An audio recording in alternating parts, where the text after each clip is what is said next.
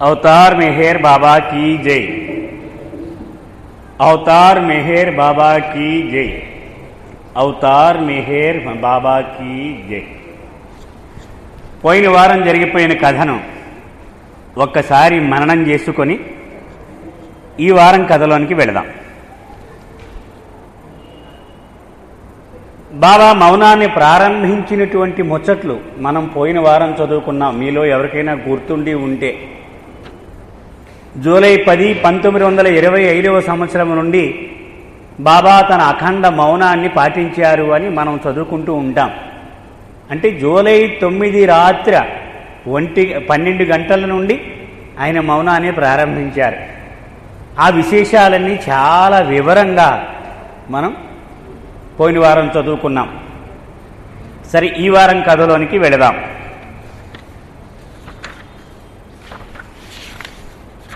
July 10వ తారీఖు 1925వ సంవత్సరం శుక్రవారం. ఆ రోజు అందరూ అనుకుంటూ ఉన్నారు, బాబా లోపల తనను బంధించుకొని ఆ జోపిడిలో కూర్చుంటాడేమో, బయటికి రాడేమో, ఇక మాట్లాడరు కదా అనుకుని. కానీ ఆయన మామూలుగానే ఇదివరకు రోజుల్లో ఎలా చేసేవారో అలాగే ఉదయాన్నే 5 గంటలకు లేచి శుభ్రంగా స్నానం చేసి ఇదివరకు పనులు ఎలా చేసేవారో అదే విధంగా అంత నిశితంగాను ఆయన పనులు చేసుకుంటూ పోవడం జరుగుతూ ఉంది. గమనించి ఆశ్చర్యపోతూ ఉన్నారు మండలి వాళ్ళంతా. ఆయన అసలు మాట్లాడటం లేదు అన్న విషయం గమనించడమే వీళ్లకు కష్టంగా ఉంది. ఎందుకని అంత ఖచ్చితంగా ఏం చేశావు నువ్వు పని, ఫలానా పని ఏం చేశావు, ఫలానా పని ఏం చేశావు అని ప్రతివాడిని అడుగుతూ ఉన్నాడు ఆయన. ఇదివరకు ఎలాగైతే ఆయన అంత గట్టిగా గుచ్చి అడిగారో, మాట వాడకపోయినా కూడా అంత స్పష్టంగా ఆయన ప్రతివాడిని వాకపు చేస్తూ ఉన్నారు. ఆయన చేతిలో ఒక పలక, ఒక బలపం, అలాగే కొన్ని కాగితాలు, ఒక పెన్సిల్, ఇవన్నీ కూడా ఉన్నాయి. ఇలా ఉండగా బాల్ అని ఒక కుర్రాడు కొత్తగా చేరాడు బాబాకి శిష్యుడిగా. వాడు ఈ స్పెషల్ డ్యూటీ, కాగితాలు, దొంతర్లు, పెన్సిళ్ళు ఇవన్నీ చెక్కిలు అడిగా పట్టుకునేవాడు. 3 పలకలు ఉండేవి, చేతిలో బల్పాలు ఉండేవి. ఇవన్నీ బాబా అడగగానే అందిస్తూ ఉండేవాడు. ఇలా తిరుగుతూ ఉన్నారు బాబా. నెమ్మదిగా వీళ్ళందరికీ బాబా యొక్క మౌనం అలవాటు పడుతూ ఉంది. 3 రోజులు గడిచినాయి. అంటే 13వ తారీఖు వచ్చింది, జూలై 13. ఉదయాన్నే 5 గంటలకు లేచి స్నానం చేసి 6 గంటలకల్లా ఒక పుస్తకం పట్టుకొని రాయడం మొదలుపెట్టారు బాబా. అది రహస్య గ్రంథము. ఇప్పటి వరకు దానిని ఎవరూ చూసి ఉండలేదు, ఒక్క మానవుడు తప్ప. ఎవరతను? మహాత్మా గాంధీ ఒక్కడే దాన్ని బాబా ఇంగ్లాండ్ దేశానికి వెళ్ళేటప్పుడు చూపించారు. దాన్ని చూశాడు ఆ ఒక్క మానవుడు, అతను ఒక్కడే. ఇప్పటి వరకు అది యథాతథంగా మానవాళికి అందుబాటులోకి రాలేదు. దాన్ని రాయడం మొదలుపెట్టారు 13 జూలై 1925వ సంవత్సరంలో. చాలా సీరియస్గా, మొత్తం ప్రపంచం అతనికి లేదు అన్నంతగా దానిలో మునిగిపోయి రాస్తూ ఉండేవారు. ఎన్నో గంటల పాటు రాసేవారు. బాబా చెప్పారు, నేను అనేక భాషల్లో రాశాను దాన్ని. కొన్ని చోట్ల హిందీలో, కొన్ని చోట్ల గుజరాత్లో, ఇలా అనేక భాషలు ఉపయోగించి రాశాను. అలాగే మెహరాబాదులోని అనేక ప్రాంతాల్లో కూర్చుని రాసేవారు. ఒక చోట చెట్టు కింద, ఒకసారి ఇంకొక చోట, ఒకసారి ఇంకొక చోట, ఇలా రాస్తూ ఉండేవారు. తను రాసే సమయంలో ఎవ్వరిని దరిదాపుల్లోకి రానిచ్చేవారు కాదు. ఎవరికి చూసేటువంటి అవకాశం కల్పించేవారు కాదు. బాబాకు ఉన్నట్టుండి 103, 104 డిగ్రీల జ్వరం వచ్చేసేది. అయినా ఆ పుస్తకం రాసే పనిని ఆపేవారు కాదు. అంత ముఖ్యంగా దానిని చూస్తూ ఉండేవారు, ఆ పనిని బాబా.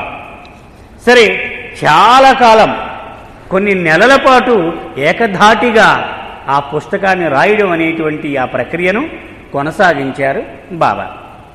ఇప్పుడు ఎక్కడ ఉంది ఆ పుస్తకము? చాలామందికి మనలో అనుమానం. కొంతమంది ఈ మధ్యన వచ్చిన ఇన్ఫినిట్ ఇంటెలిజెన్స్ ఆ పుస్తకమే అని, ఇన్ గాడ్స్ హ్యాండ్లో కూడా కొంత భాగం ఆ పుస్తకంలోనిది అని ఇలా రకరకాలైనటువంటి ఇంటర్ప్రిటేషన్స్ అంటే భాష్యాలు వస్తూ ఉన్నాయి. కానీ మనం తెలుసుకోవాల్సింది ఏమిటంటే బాబా అన్నారు, ప్రపంచం ఎప్పుడైతే భగవంతుడి కోసం ఓ ప్రభువా అని ఆక్రందన వెలువడుతుందో, ఈ పుస్తకంలోని విషయాన్ని అర్థం చేసుకోవడానికి మానవుడికి ఎప్పుడైతే ఆ సామర్థ్యం వస్తుందో అప్పుడు ఈ పుస్తకం అందుబాటులోకి వస్తుంది అని బాబా ఒక సందర్భంలో చెప్పారు. కాబట్టి దాని గురించి మనం ఎక్కువ ఆందోళన చెందాల్సిన విషయం కాదు. ఎందుకని ఇప్పటికే అనేక పుస్తకాలు బాబావి అందుబాటులోకి వచ్చినాయి. దాన్ని నేను ఎరిగిన ఏ ఒక్కడో కూడా మొత్తం చదివిన వాడు లేడు. కొన్ని పుస్తకాలు చదివిన వాళ్ళే అందరూ, నేను కూడా అంతే, ఏవో కొన్ని కొంత శాతం. ఇవన్నీ పూర్తవునప్పుడు దాని గురించి మనం బుర్ర పగలు కొట్టుకోవడం అది అప్రస్తుతమవుతుంది. ఉన్నాయన్నీ అయిపోతే అప్పుడు మనం ఆందోళన పడవచ్చు, ఆ పుస్తకం ఎప్పుడు వస్తుందో అది చదవలేదు అని. ఉన్నవే చదివేటువంటి ఆ సామర్థ్యం మనకు లేదు. కనుక బాబా అప్పుడు ఆ పుస్తకాన్ని వ్రాసేటువంటి పని కూడా ప్రారంభించారు. ఒకరోజు కాకా సహాని అని ఒక బాబా ప్రేమికుడు బాబా యొక్క ఆజ్ఞ మేరకు అరంగాం గ్రామంలో కుటుంబంతో సహా ఉండేవాడు. మనం ఇదివరకు వారాల్లో కూడా చదువుకున్నాం చాలాసార్లు. ఇప్పుడు మెహర్ హాస్పిటల్ అని ఉంది అరంగాంలో. మనం ఏదైనా సృష్టి చేసినప్పుడు అక్కడ మందులు తీసుకోవడానికి కూడా వెళుతూ ఉంటాం అరంగాంలో. ఆ ప్రదేశంలో ఫ్యామిలీ క్వార్టర్స్ అని ఒక పాత బంగళా ఒకటి ఉండేది. ఆ బంగళాలో ఈ కాకా సహానే కుటుంబంతో నివసించేవాడు. దానిలోనే సేవక్ కొత్వాళ్ళు కుటుంబం కూడా ఉండేది తర్వాత రోజుల్లో. ఆ తర్వాత బావూజీ కుటుంబం రమ ఇద్దరు పిల్లలతో కలిసి ఆ భవనంలోనే ఉంటూ ఉండేది. అంచేత ఆ భవనము బాబా యొక్క మండలి వాళ్లకు, బాబా యొక్క శిష్యులకు నివాస స్థలంగా ఉంటూ ఉండేది. అక్కడ కాకా సహాని ఉండగా బాబా అతనింటికి వెళ్ళారు. ఒకరోజు బాబా ఇలా చెప్పారు, శివాజీ గురించి చరిత్రకారులు చాలా అద్భుతంగా వ్రాశారు చరిత్రలో, కానీ నేను చెబుతున్నాను వినండి. అతని అంత యోధుడు మరొకడు లేడు, అంత ధైర్యశాలి మరొకడు లేడు. అతి ఉత్తముడు, అతి పవిత్రమైనటువంటి జీవన శైలి కలిగినటువంటి వాడు బాబా చెప్తూ ఉన్నారు. మహారాష్ట్రీయులందరికీ శివాజీ అంటే ఆరాధ్యుడు. బాబా చెప్తున్న మాటలే. అదే శివాజీ ఈ రూపంలో ఇప్పుడు భూమి మీదకు వచ్చాడు అంటే బాబా తన రూపాన్ని చూపించి చెప్పారు. ఈ రూపంలో ఇప్పుడు భూమి మీదకు వచ్చాడు. ఇంకా అన్నారు, శివాజీ రోజుల్లో అతనికి అత్యంత సన్నిహితులుగా ఉండే 24 మంది శిష్యులు కూడా ఇప్పుడున్న శివాజీ వెంట వచ్చారు. ముఖ్యంగా శివాజీ చేతిలో మరణించినటువంటి అఫ్జల్ ఖాన్, అతను అతి ప్రముఖమైనటువంటి పాత్ర పోషించబోతూ ఉన్నాడు.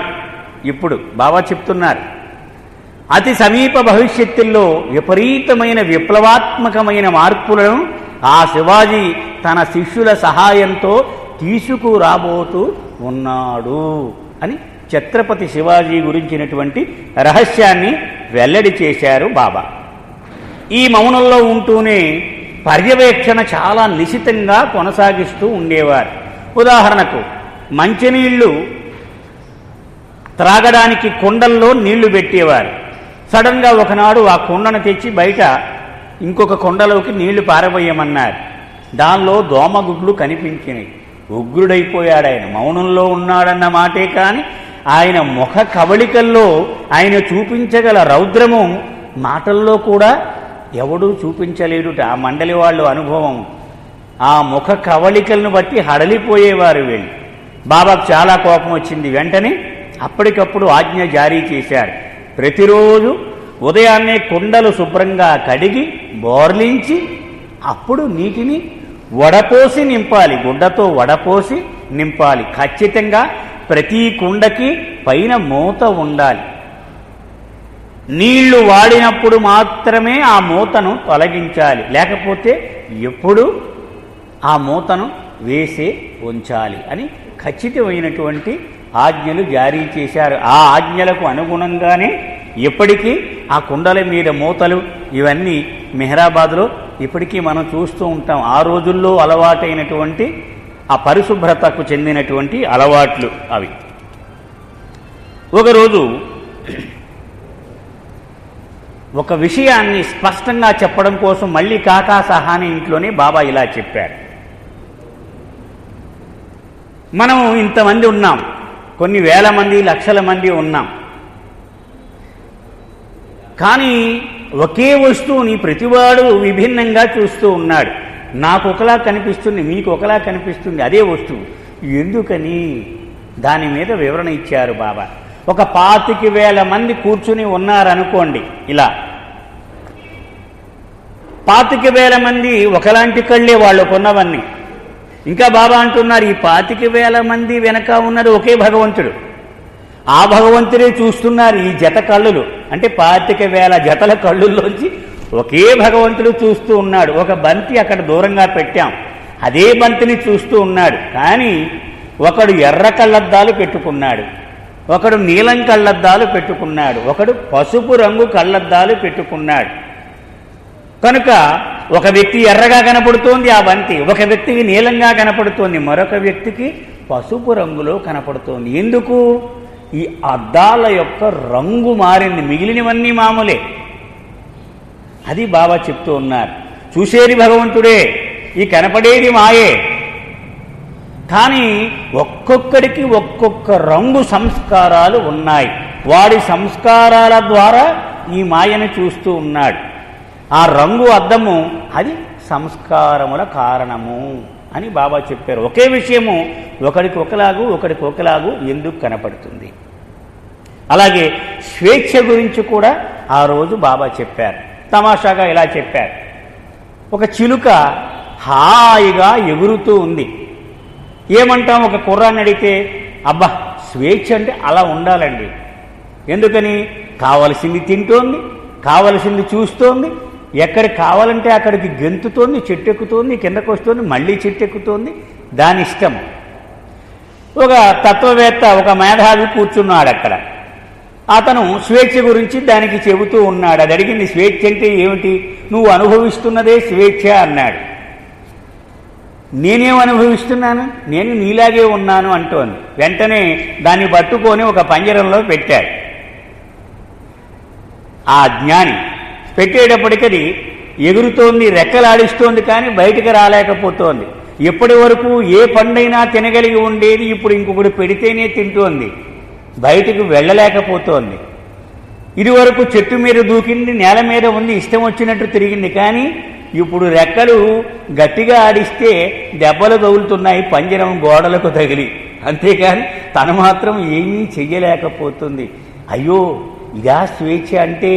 అంటే నేను పోగొట్టుకున్నది స్వేచ్ఛనన్నమాట అని అప్పుడు తెలుసుకుంది. బాబా చెప్తూ ఉన్నారు, అలాగే నీవు భగవంతుడి నుండి విడివడక ముందు నీ స్వేచ్ఛా వాతావరణం నీకు తెలియలేదు. ఈ మాయలో పడేసిన తరువాత అప్పుడు గింజుకుంటూ ఉన్నావు. అందుచేత ప్రతి ఆత్మ కూడా బందీ అయినటువంటి అనుభవాన్ని పొందితే తను నష్టపోయిందేమిటో, తను పొందగలిగిన గొప్ప విషయం ఏమిటో దానికి అవగాహనకు వస్తుంది.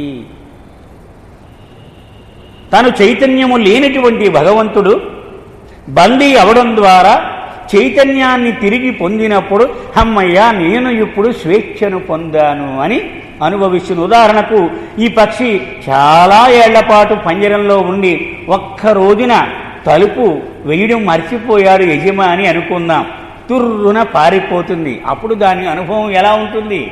ఆహా ఎంత ఆనందంగా ఉంది ఇప్పుడు అని మురిసిపోతుంది. కానీ ఇదివరకు కూడా ఇదే పరిస్థితిలో ఉన్నప్పటికీ గమనించలేదు ఈ తీయదనాన్ని. ఎందుకని? దానికి అనుభవంలోకి రాలేదు. ఇప్పుడు అనుభవము వచ్చింది. మీకు గుర్తుందో లేదో, బాబా మండలిలో చేరిన మొట్టమొదటి క్రైస్తవుడు లూయిస్ నెల్హమ్ అనేటువంటి ఒక ఆంగ్లో ఇండియన్. మనం పోయిన వారాల్లో చెప్పుకున్నాం. అతను పూనాలో బాబాని తొలిసారిగా దర్శించుకున్నాడు. బాబాను చూడగానే ఈయన పరమేశ్వరుడు అని నిర్ధారించుకున్నాడు. అతను జన్మతః క్రైస్తవుడు. ఎందుకలాగంటే దానికి ఒక చరిత్ర కూడా చెప్పుకున్నాం. ఇంగ్లండ్లో ఒక కేథలిక్ చర్చిలో ఉండగా క్రీస్తు చిత్రపటం మీద మనసు లగ్నం చేసి ప్రార్థన చేస్తూ ఉండగా క్రీస్తు మొహం అదృశ్యమైపోయి ఆ స్థానంలో బాబా ముఖం కనిపించింది. ఆశ్చర్యపోయాడు, ఎవడినా. తర్వాత వెతుకుతూ ఉన్నాడు, ఎవరిది ఆ రూపము, ఎవరినైనా అడిగితే చెబుతారేమో, ఎక్కడైనా కనపడుతుందా అని.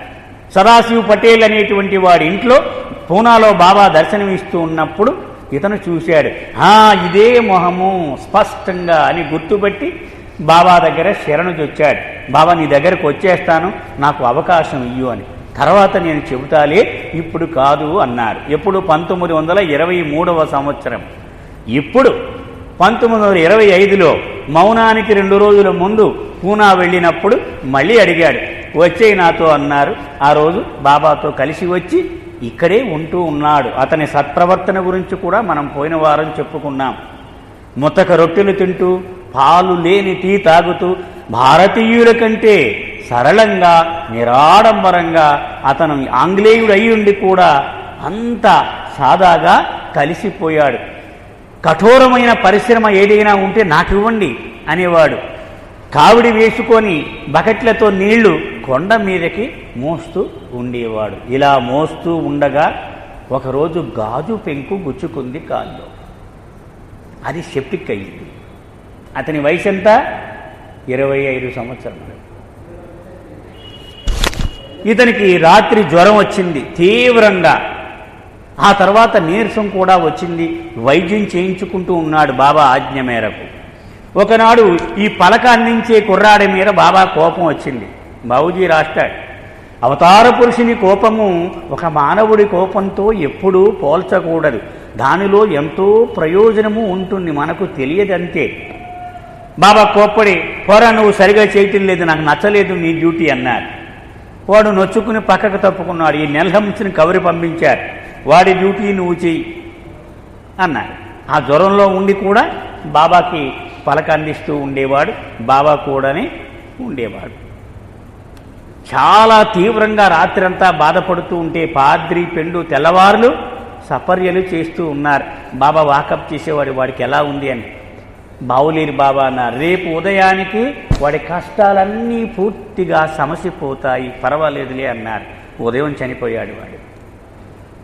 బాబా పూర్తిగా 24 గంటలు కఠోరమైన ఉపవాసం చేశారు. నీళ్లు కూడా తాగలేదట ఆ రోజు, మంచి నీళ్లు కూడా తాగలేదు. మొత్తం మండలి వాళ్ళందరినీ ఉపవాసం చేయమన్నారు వాడి కోసం.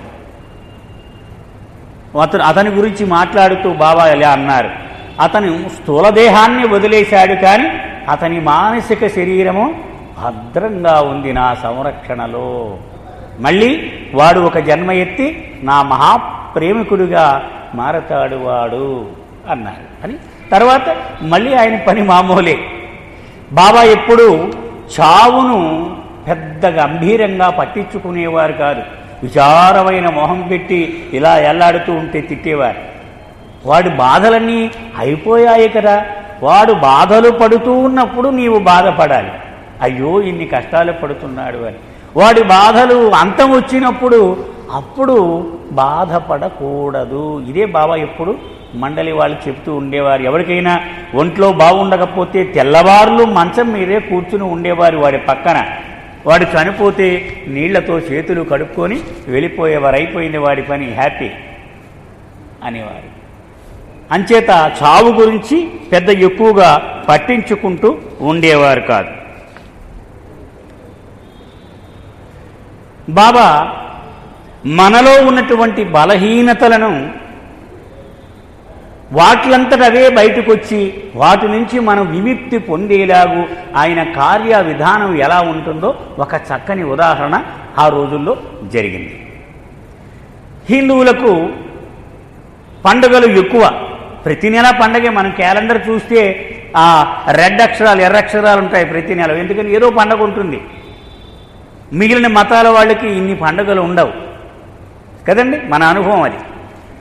సరే, బాబా అనేవారు కృష్ణాష్టమి వస్తోంది కదా, చాలా వేడుకగా చెయ్యాలి మనము వారం రోజులు ఉత్సవం చేయవలసిందిగా నేను అనుమతి ఇస్తూ ఉన్నాను అన్నారు. అనేటప్పుడు హిందువులంతా కోలాహలంగా ఏర్పాట్లు మొదలుపెట్టారు. ఎందుకని ప్రభువు చెప్పాడంటే ఊరికినే చెప్పడు కదా.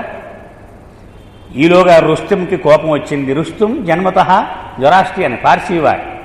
ముస్లింలను ఈ పార్సీ వాళ్ళని పోగేసి రాత్రి మీటింగ్ పెట్టాడు. బాబా ఎలాగైనా సరే పక్షపాతం చూపెడుతూ ఉన్నాడు.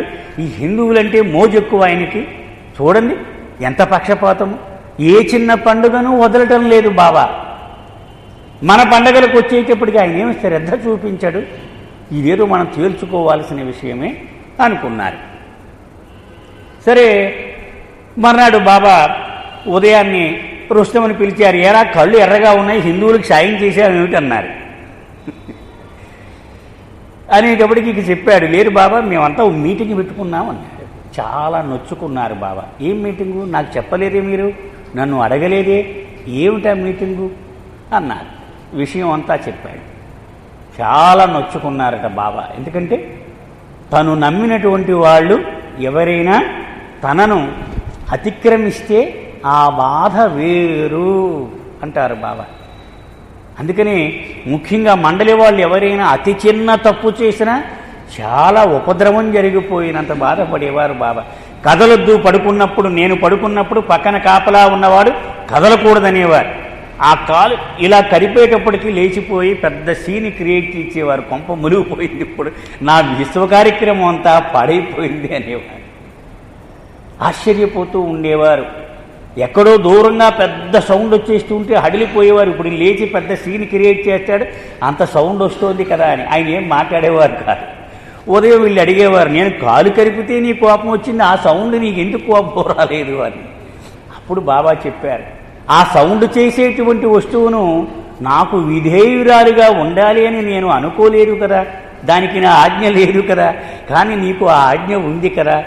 అందుకని నేను ఎవడినైతే విధేయత చూపమని చెప్పానో వాడు ఉల్లంఘిస్తే నాకు నొప్పి కలుగుతుంది, లేకపోతే ఎవడో వాడు, నేనేం పట్టించుకోను. అందుకని చాలా నొచ్చుకున్నారు బాబా. వెంటనే అందరినీ రమ్మని సమావేశం ఏర్పాటు చేశారు. అప్పుడు బాబా చెప్పారు, మన స్కూల్లో చదివేటువంటి పిల్లలలో హిందువులు ఎక్కువ మంది ఉన్నారు. వాళ్లకు ఏదో ఒక రకంగా శ్రద్ధ, ఇక్కడ ఇష్టం కలగాలి. మెహరాబాదులో స్కూల్లో కొనసాగడానికి వాళ్ళకి ఏదైనా బాగా ఇష్టమైనటువంటి పనులు చెయ్యాలి. ఈ పండుగలు చేస్తే వాళ్ళకి ఇష్టంగా ఉంటుందని నా ఆలోచన. ఎందుకని పండుగలప్పుడు ఒక బూరిలో ఏదో పరవన్నం ఏదో వండుతాం కదా, ఆ ఉత్తర దేశంలో కూడా ఏవో వండి స్పెషల్గా పెడుతూ ఉంటే అవన్నీ ఇళ్ల దగ్గర వాళ్లకు దొరకవు. కనుక బాగుంటుంది అని ఆలోచించి నేను ఈ పండుగలు పెట్టాను. మీ ముస్లిములకు పార్సీలకు అనుకున్నాను, నేను భగవంతుడికి సంబంధించిన విషయాలను, దివ్య జ్ఞానాన్ని, దివ్యానందానికి సంబంధించిన విషయాలు చెబుదాము అని నేను అనుకున్నాను. కానీ నేను పొరబడ్డాను అని మీరు రుజువు చేశారు ఈరోజు. ఆ చిన్నపిల్లల మాదిరిగానే మీకు కూడా ఇలాంటి తమాషాలే, భోజనమే కావాలి, దేవుడు అక్కర్లేదు. అలాగే ఈ రోజు నుంచి ఇవన్నీ క్లోజ్ చేసేస్తున్నాను అన్నారు. వెంటనే బాబా పాదాల మీద పడ్డారు. బాబా తప్పుడు పని చేశాం, మేము క్షమించవలసింది అని బాబాను క్షమాపణ కోరుకున్నారు. అప్పుడు బాబా నెమ్మదిగా క్షమించారు. అంటే చూడండి, మనకు పండుగల మీద ఉన్నటువంటి సంస్కారములను పోగొట్టడానికి ఆ పండుగలనే ఒక మిషగా వాడుకున్నాడు ఆయన. మనకు ఆ పండుగలకు అలవాటు పడిపోయిన సంస్కారముల మూట ఉంది మనకు. దాని నుంచి బయటపడడానికి ఆ పండుగలనే ఒక మాధ్యమంగా ఆయన వాడుకొని దాని మీద పనిచేస్తూ ఉండేవాడు.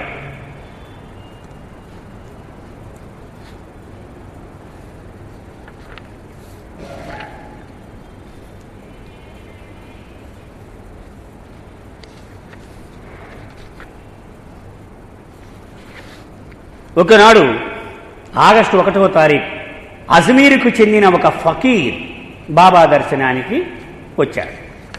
అజ్మీరు గుర్తుందా అండి ఎవరికైనా? ఎందుకు ప్రసిద్ధి అజ్మీర్? ఖ్వాజా మొయినుద్దీన్ చిష్తి అనేటువంటి ఒక ఉన్నత ఆత్మ, అంటే అప్పుడు ఉన్నటువంటి సద్గురువులలో చక్రవర్తి ఆయన. ఇప్పుడు బాబా సద్గురువులకు షిరిడీ సాయిబాబా ఎలాగైతే చక్రవర్తితో అప్పుడు కుతబ్ ఏ ఇర్షాద్ అంటారు. అలనాటి 5 సద్గురువులకు అతను చక్రవర్తిగా ఉండేవాడు. బాబా చెప్పిన ప్రకారము సూఫీలలో మొట్టమొదటి యోగి భారతదేశానికి వచ్చినవాడు అతని ఖ్వాజా మైనుద్దీన్ చిష్తి.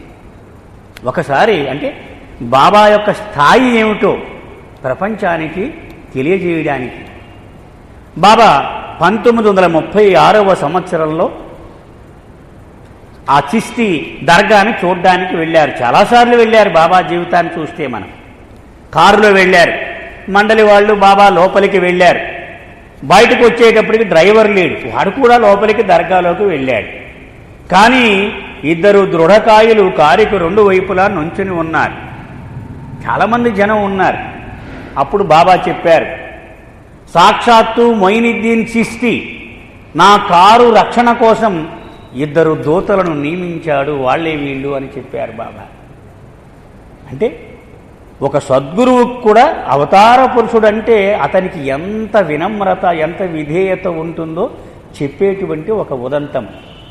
బాబా కారు డ్రైవర్ కూడా వదిలి వెళ్ళిపోయాడు కాబట్టి మళ్ళీ బాబా తిరిగి వచ్చే వరకు 2 దూతలకు స్వయంగా ఖ్వాజా మైనుద్దీన్ ఆజ్ఞ ఇచ్చి కారు పక్కన ఏర్పాటు చేశాడు అని బాబా చెప్పారు.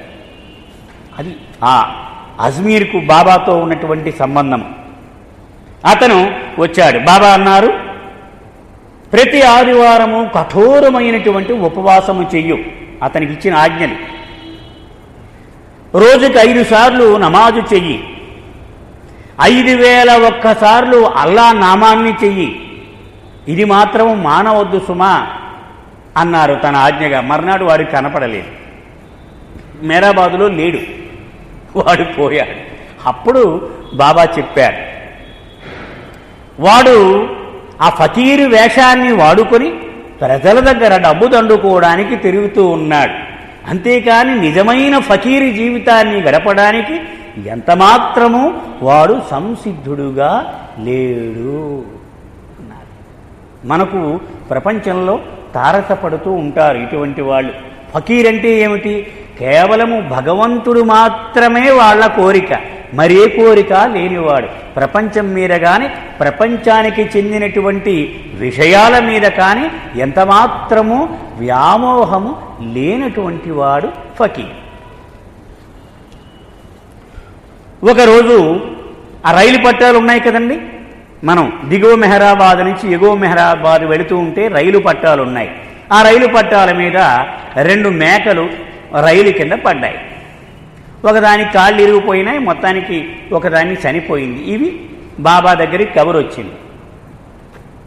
సరే, వాటిని మందులు వేయించారు బాబా. ఒక మేకకు, ఒక మేక చనిపోయింది.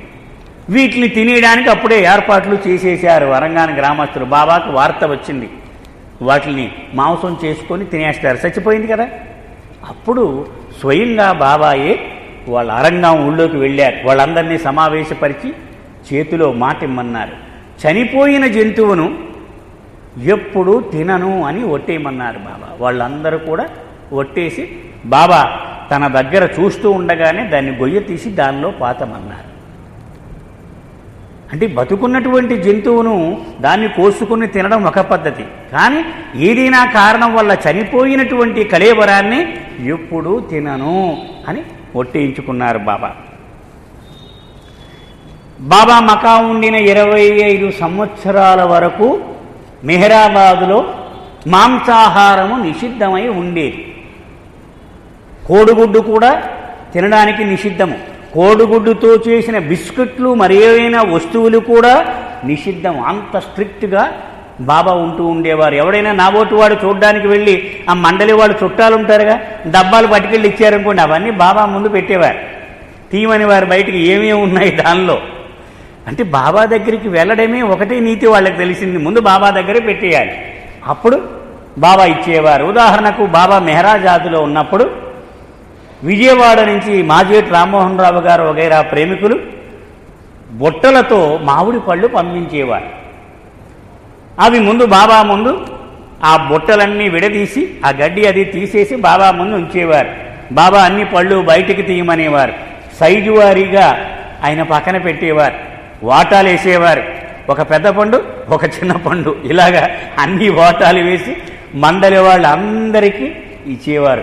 ఎవడైనా డ్యూటీలో ఉంటే వాడు వంతుగా వాడు రూమ్లో పెట్టమనేవారు బాబా. అంటే అంత ఖచ్చితంగా బాబా ప్రతివాడిని చూసుకుంటూ ఉండేవారు. అలాగే బయట వాళ్ళు ఎవరైనా తెస్తే ముందు బాబా దగ్గర పెట్టాలి, అప్పుడు ఆయన ఏం చెబితే అది చెయ్యాలి. కోడిగుడ్లుతో చేసిన పదార్థాలుంటే బయట ఇచ్చేయమనేవారు బాబా. అంటే ఆ రోజుల్లో 25 ఏళ్ల వరకు ఈ నిషేధం అమలులో ఉంది. ఒకనాడు ఒక కవ్వాలి గాయకుడిని ఎవరో ప్రేమికులు తీసుకుని వచ్చారు. అద్భుతంగా పాడుతూ ఉన్నాడు. బాబా కూడా చాలా ఆనందిస్తూ ఉన్నారు. ఇంతలో కుంభవృష్టి మొదలైపోయింది. సాయంత్రం అది. బాబా పాటలు వింటూ విడిచిపెట్టేశారు. అర్జెంటుగా గొడుగు కావాలన్నారు. ఆ గొడుగు వేసుకొని వర్షం తుఫాను కూడా వస్తోంది. వెళ్ళిపోయారు. ఆ నుయ్యి చుట్టూ తిరిగారు చాలాసేపు. మళ్ళీ వచ్చేశారు. మళ్ళీ ఏం ఎరగనట్టుగా ఈ పాటల దగ్గర కూర్చున్నారు. ఉదయం తెల్లవారేసరికి రుస్తం వచ్చాడు. బాబా, నువ్వు రక్షించి ఉండకపోతే నిన్ను పోయేవాడినే నేను అన్నాడు. ఏమైందని అడిగితే అప్పుడు అతను చెప్పాడు, నేను అహ్మద్ నగరం నుండి వస్తూ ఉన్నాను. నేను వచ్చిన ట్రక్కు ఆగిపోయింది. రోడ్డు కడ్డుగా పెద్ద వరద ప్రవాహం నడుస్తుంది ఈ వర్షానికి. ఆ లారీ నుంచి కిందకు దూకాను. అసలు ఎంత లోతుందో చూద్దామని కొట్టుకుపోతూ ఉన్నాను. చాలా లోతుంది, వేగం కూడా చాలా ఎక్కువగా ఉంది. బాబా బాబా బాబా అనుకుంటూ చేయి పెట్టేప్పటికీ ఆ ట్రక్కు బంపర్ తగిలింది చేతికి. ఎలాగ దాన్ని పట్టుకుని వచ్చానో నాకు తెలియదు, మొత్తానికి పైకి గట్టెక్కేశాను అన్నాడు. అప్పుడు బాబా టైం చూసుకోమన్నారు. రాత్రి ఆ టైంలోనే సరిగ్గా గొడుగు వేసుకొని వర్షంలోకి వెళ్ళి ఆ బావి చుట్టూ తిరిగి మొత్తం నానిపోయారట బాబా. అప్పుడు వచ్చారు. అప్పుడు ప్రశాంతంగా ఉన్నారు. అదే టైంలో రుస్తంకి ప్రమాదం జరిగింది. అది బాబాయే రక్షించాడు అని అందరూ గ్రహించారు. వాళ్ళు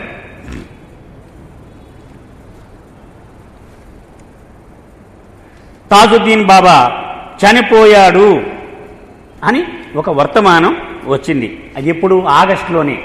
వెంటనే బాబా ఏం చేశారు, ఆ రోజు ఉపవాసం ఉండమన్నారు వీళ్ళందరినీ.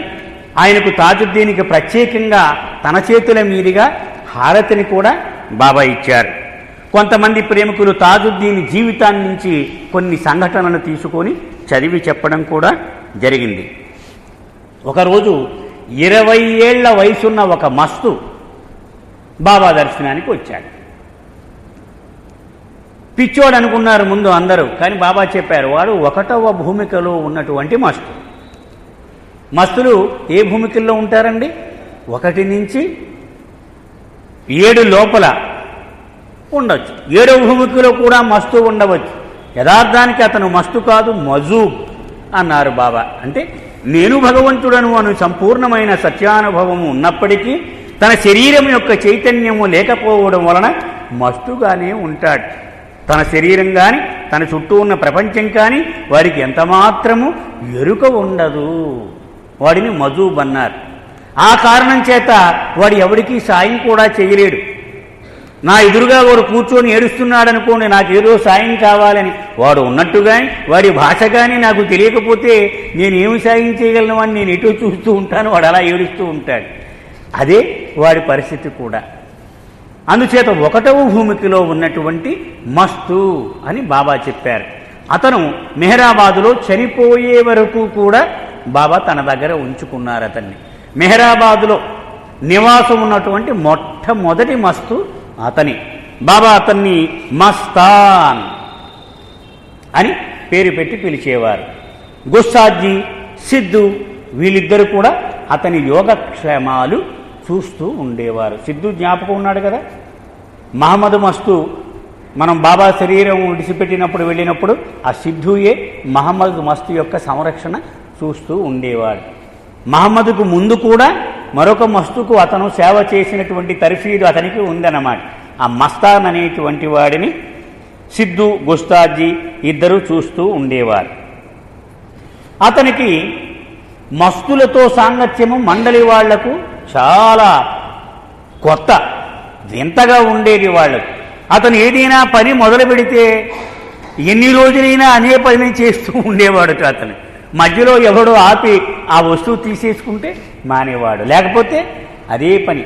ఒక పెద్ద కంబళి ఇచ్చారట ఒకసారి కప్పుకోవడానికి.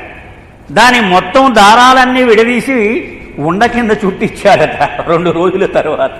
అంటే ఆ దారాన్ని ఇప్పేటువంటి పని మొదలుపెట్టి మొత్తం కంబళి అంతా దారంగా చేసే వరకు మానలేదు. బాబా కూడా హజరత్ బాబాజాను ముద్దు పెట్టుకున్న తర్వాత కొన్ని రోజుల వరకు ఇదే జరుగుతూ ఉండేది. ఇంటి నుంచి బయటకు బయలుదేరితే అలా గంటల పాటు వెళ్ళిపోతూ ఉండేవాడు సైకిల్ మీద. మళ్ళీ ఏదో ఆటంకం వస్తే అప్పుడు వెనక్కి తిరిగేవాడు, లేకపోతే అలా వెళ్ళిపోవడమే. ఏది చేస్తే అదే పని చేస్తూ ఉండేవాడు. ఆ రోజుల్లో బాబా ఏం చేశారు, ఒక పెద్ద చెక్కతో చేసినటువంటి ఒక బోర్డు తయారు చేయించారు. మెహరాబాద్ అనేటువంటి అక్షరాలు ఆయన మీద రాయించారు. ఎందుకని? మెహరాబాద్లో చాలా కోలాహలం మొదలైంది, చాలా సందడిగా ఉంటూ ఉండేది. ఒక పక్క హాస్పిటల్, ఒక పక్క స్కూల్ నడుస్తూ ఉండేది, ఆశ్రమం నడుస్తూ ఉంది. ఇదిగో మస్తులు కూడా కొంతమంది చేరారు. ఇలా రకరకాలైనటువంటి కార్యకలాపాలతో నిత్యం రద్దీగా ఉండేది. అనేక మంది సందర్శకులు, అలాగే ఇక్కడ ఉన్న పని నిమిత్తం చాలామంది మెహరాబాద్ వస్తూ ఉండేవారు. వీళ్ళకి సౌకర్యంగా ఉండేందుకు మెహరాబాద్ అని రాయించి ఒక బోర్డు పెట్టించారు. అంతేకాదు ఇరిత్ షా అనేటువంటి ఒక శిష్యుడు ఉండేవాడు. వాడిని ఆ బోర్డు పక్కన నిలబడి ఉండమన్నారు. వాడికి డ్యూటీ వేశారు బాబా. మస్తు లాంటి వాడు ఎవడు కనపడినా సరే వాడికి స్నానం చేయించి బట్టలు తొడిగి పంపించాలి. ఇది నీవు చేయాల్సిన కార్యక్రమము అన్నాడు. వాడికి వింతగా అనిపించింది. ఎవడు మస్తుగా కనిపించినా సరే వాళ్ళందరికీ వాడు స్నానం చేయిస్తూ ఉండేవాడు. అప్పుడు బాబా కూడా ఇన్స్పెక్ట్ చేస్తూ ఉండేవారు వీడి చేసే పనిని. బాబా అన్నారు, బాహ్యమైనటువంటి స్నానము నీవు చేయించు, ఆంతరంగమైనటువంటి స్నానము నేను చేయిస్తూ ఉంటాను. అంటే లోపల చైతన్యం మీద ఉన్న సంస్కారముల మకిలిని, ఆ కల్మషాలను నేను తొలగిస్తూ ఉంటాను. బాహ్యంగా శరీరానికి అంటినటువంటి మలినాన్ని నీవు శుభ్రం చెయ్యు అని అతనికి పనప్పచెప్పారు. చాలా నిశితంగా బాబా ఇన్స్పెక్ట్ చేసేవారు. మధ్యలో వచ్చి ఏవో చేయించేవా, ఎప్పుడు తిట్లు తింటూ ఉండేవాడు. చివాట్లే ఎప్పుడూ కూడా. అంటే బాబా మౌనంలోనే అంత కాఠిన్యాన్ని చూపెట్టగలుగుతూ ఉండేవారు. మనం వీడియో ఫిల్మ్లో చూస్తే అర్థమవుతుంది ఆ కోపంలో ఎంత భావాన్ని చూపెడుతూ ఉన్నారో మనకి ఆ మొహాన్ని చూస్తే ఇట్టే అర్థమైపోతుంది. ఒకనాడు అనుకున్నాడు, అమ్మా వేళ మాత్రం బాబా వచ్చాడంటే ఇక మెచ్చుకుని తీరాల్సిందే, అంత అద్భుతంగా చేయించాను స్నానం అనుకున్నాడు. అయిపోయింది. అంతలో బాబా వచ్చారు. ఏమిరా బాగా చేసేవా అన్నారు. చూడు బాబా, నువ్వు ఈవేళ చూసి తీరాల్సిందే అన్నారు. మొత్తం అంతా వాడి శరీరం తనిఖీ చేశారు. చెవి వెనకాల సబ్బు ఉండిపోయింది. ఛీ, నువ్వు పనికిరావు అన్నారు. అప్పుడు వారికి అర్థమైంది, ఆయన సర్వపరిపూర్ణుడు, నేను మామూలు మానవుణ్ణి, అందుచేత ఆయన్ని నేను ఎలా మెప్పించగలను? మెప్పించలేను కదా. ఫ్రాన్సిస్ బాబాజాన్ కూడా ఇదే వ్రాస్తాడు. ఎప్పుడు బాబా మండి పడుతూనే ఉండేవారు మండలి మీద. ఎందుకని చాలా రోజులు ఆలోచించాడట ఆయన ఫ్రాన్సిస్ బాబాజాన్. ఒకరోజు అతనికి అవగాహనకు వచ్చింది, ఆయన సర్వపరిపూర్ణుడు, ఆల్ పర్ఫెక్ట్, 0.001% కూడా ఏది అపసవ్యముగా చెయ్యడు. మరి మనం మానవులము, తప్పుల ముద్దము, మూర్తీభవించినటువంటి దోషములు మూట మనం. మరి ఆయనకు నచ్చేలాగు మెచ్చేలాగు మనం చెయ్యలేం కదా. మరి అతనికి సహజమే కదా. ఇలా చేశావేంట్రా అని ఎత్తి చూపడం అంటే మరి సహజంగా జరిగే విషయమే కదా. ఇందులో పెద్ద అరుదైనటువంటి విషయము ఏమీ లేదు అని గ్రహించాడు. అలా అతను కూడా మొత్తానికి రాజీ పడ్డాడు. ఇలా అనేక మంది వస్తూ ఉండేవారు. మస్తులు కూడా కొంతమంది వచ్చి వాళ్ళందరికీ స్నానం చేయించి పంపించేస్తూ ఉండేవాడు ఇరిచుష.